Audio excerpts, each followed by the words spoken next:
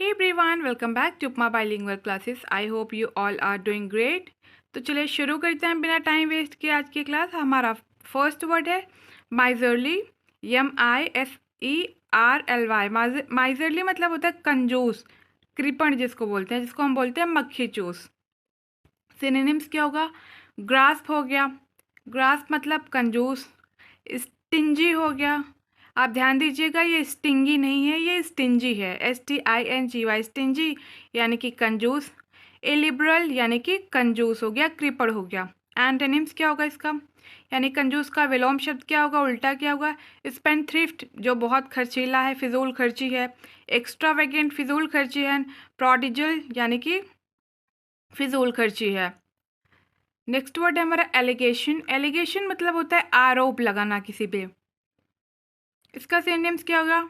Charge आरोप लगाना, claim आरोप लगाना, अक्यूजेशन यानी कि आरोप लगाना। एंटनी मतलब रिजेक्शन, आप मना कर दे रहे हो, कोई आरोप नहीं लगा रहे हो। डिनायल मना कर दे रहे हो। आप इनोसेंस हो मतलब कोई आरोप नहीं लगा रहे हो।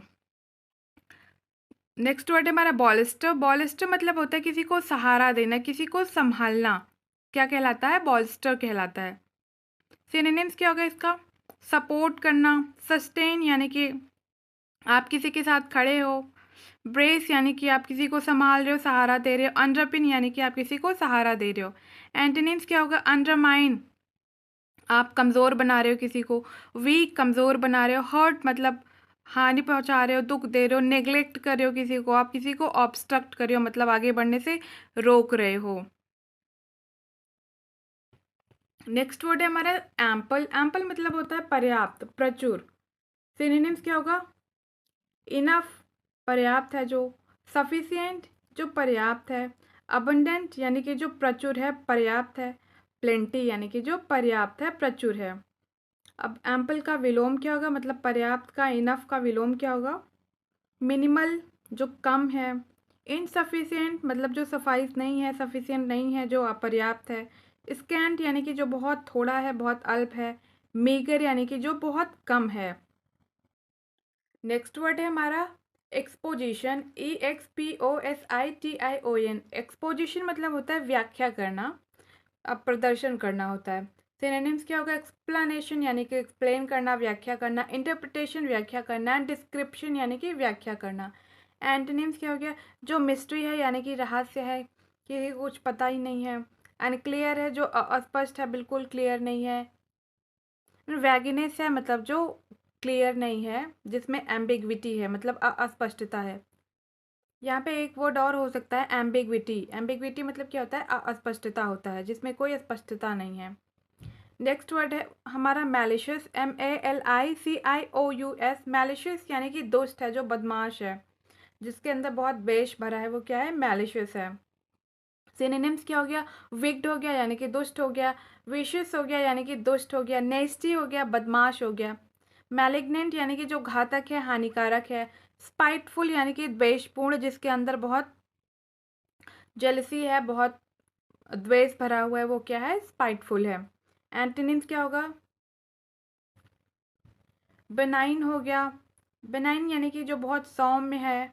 लविंग हो गया मतलब जो बहुत अच्छा है, जो सबको प्यार करता है, सबको प्यार करने वाला है, किसी के लिए उसके मन में कोई द्वेष भाव नहीं है।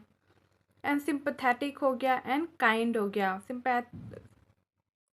सिंपैथिक यानी कि जिसके अंदर सहानुभूति है दूसरों के लिए। काइंड जिसके अंदर दया भाव है। तो मैलिशियस का एंटोनिम्स क्या होगा? बेनाइन हो गया, लविंग हो गया, सिंपैथेटिक हो गया, एंड काइंड हो गया। नेक्स्ट वर्ड है हमारा प्रेटेंस। PRETENSE। प्रेटेंस, प्रेटेंस मतलब होता है ढोंग या पाखंड।